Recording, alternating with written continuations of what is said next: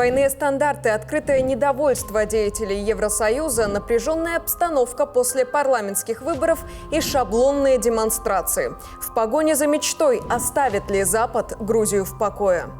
Рассмотрим все политические элементы и расставим по местам. Это таблица Менделевой. Давайте разбираться вместе. Граждане Грузии сделали свой выбор, но француженке Зурабишвили он не понравился. В стране 26 октября прошли парламентские выборы, на которых победила правящая грузинская мечта, набрав почти 54% голосов. Партия получила право самостоятельно сформировать правительство. Еще 4 оппозиционные партии преодолели 5% барьер, но отказались признавать итоги выборов, так как сочли их якобы сфальсифицированными. Тут же призвали расследовать нарушения в США и Евросоюзе.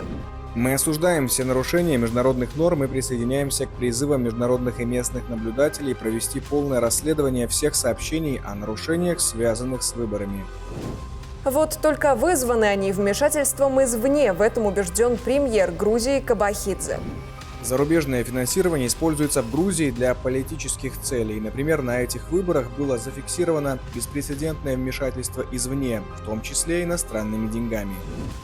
Правящая партия также обвинила оппозицию как минимум в 400 случаев кражи голосов на выборах. Стране не дают двигаться по собственному пути развития. Еврокомиссия сообщила об остановке процесса евроинтеграции Грузии. В Брюсселе остались недовольны итогами парламентских выборов из-за того, что победу одержали не проевропейские партии.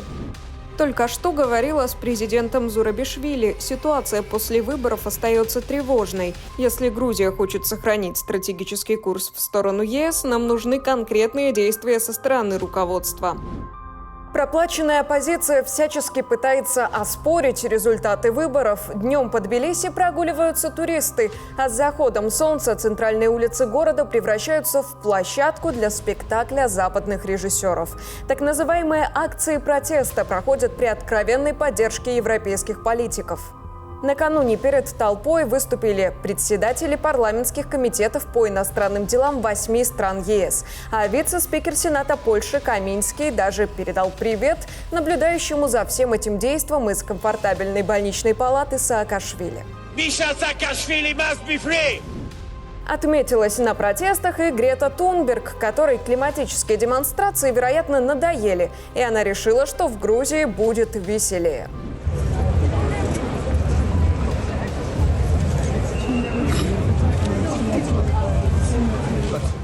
По традиции, все эти акции купленных несогласных отмечаются нападками в сторону журналистов, лояльных к правящей власти. А ирландский журналист Болс сорвал джекпот. Ему попались фальшивые грузины.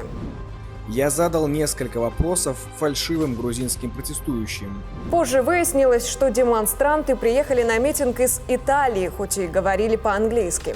Методичку спонтанных протестов переписать поленились.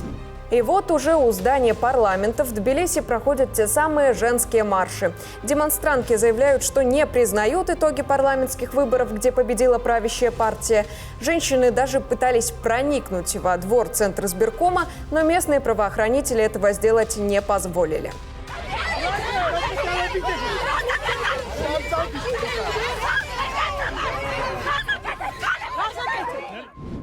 После чего в сторону силовиков полетели обвинения в насилии и жестоком обращении.